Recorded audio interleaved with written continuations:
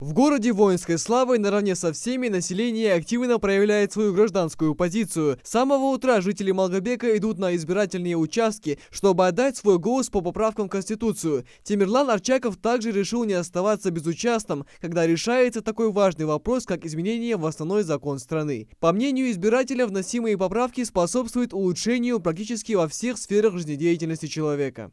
Здравоохранение очень важно, так как на сегодняшний день наша страна показала, что борьба с коронавирусом очень положительно был результат. Нужно обязательно прийти и проголосовать. Это важно не только для взрослого, но и для будущего наших детей. Взрослое поколение должно это осознавать и понимать. Это нужно для нашей страны, для нашего будущего.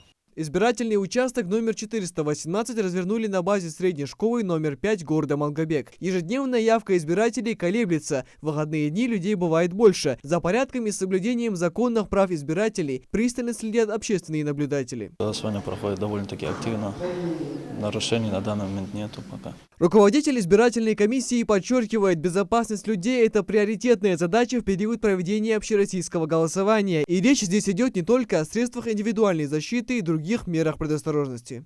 У входа у нас стоит стол, на котором у нас и маски, и перчатки, и дезинфицирующие средства.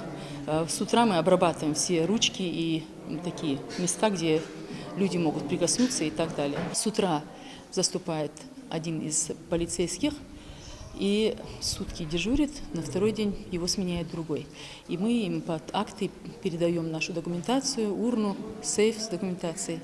Вот как-то так. Помимо этого у нас есть, как вы заметили, у входа рамка и такой ручной детектор.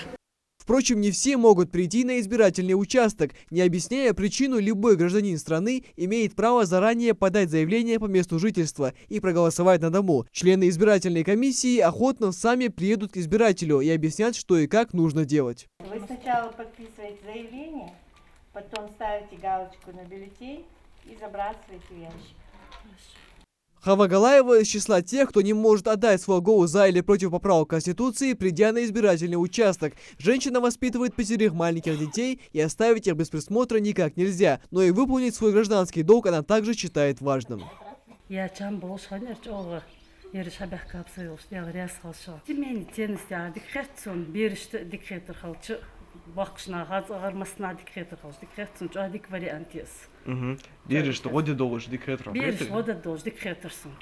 Мадина Асканова поддерживает поправку о всестороннем развитии подрастающего поколения. По ее мнению, дети должны развиваться как физически, так и в умственном плане. Важную роль при этом играет качественное и доступное образование. Мадина считает, что нужно стимулировать педагогов, которые вкладывают большие усилия, занимаясь с детьми. Сегодня пришли, чтобы я проголосовала.